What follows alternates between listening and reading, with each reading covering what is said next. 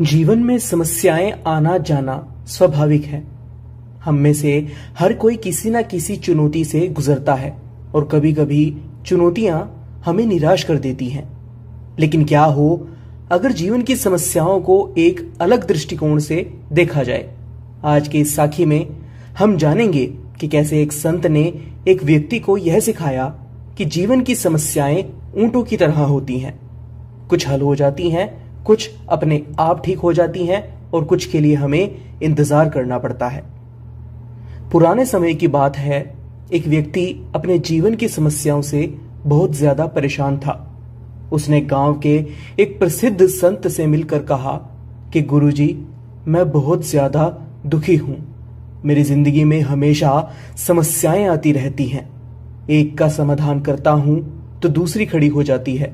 कृपया मुझे एक ऐसा उपाय बताएं जिससे मेरी सारी बाधाएं खत्म हो जाएं और मेरा मन शांत हो जाए। संत जी ने कहा कि मैं तुम्हारी समस्या का समाधान कल बताऊंगा, लेकिन तुम्हें मेरा एक छोटा सा काम करना होगा। आज रात मेरे ऊंटों का ध्यान तुम्हें रखना होगा और सभी ऊंट जब सो जाएं तभी तुम सो जाना। वह व्यक्ति राजी हो गया और रात भर ऊंटों की देखभाल करने लगा। सुबह जब वह संत जी के पास पहुंचा तो संत जी ने उससे पूछा कि रात में आखिर तुम्हें नींद कैसी आई।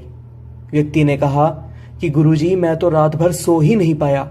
आपके ऊंटों ने तो मुझे परेशान करके रख दिया। जब मैं एक ऊंट को बैठाता था तो दूसरा खड़ा हो जाता था। कोई भी ऊंट एक साथ नहीं बैठा। संत जी मुस्कुराए और बोले कि ठीक ऐसे ही तुम्हारे जीवन की समस्याओं के साथ होता है। हम एक समस्या को हल करते हैं तो दूसरी खड़ी हो जाती है। व्यक्ति ने पूछा, तो हमें आखिर क्या करना चाहिए? संत जी ने मुस्कुराते हुए उत्तर दिया कि जैसे रात में कुछ ऊंट खुद ही बैठ गए, कुछ को तुमने बैठा दिया और कुछ ने काफी कोशिश के बाद भी बैठने में समय लिया, वैसे ही जीवन की कुछ समस्याएं समय के साथ खुद ही हल हो जाती हैं। कुछ समस्याएं हम हल कर लेते हैं और कुछ के लिए हमें धैर्य रखना पड़ता है।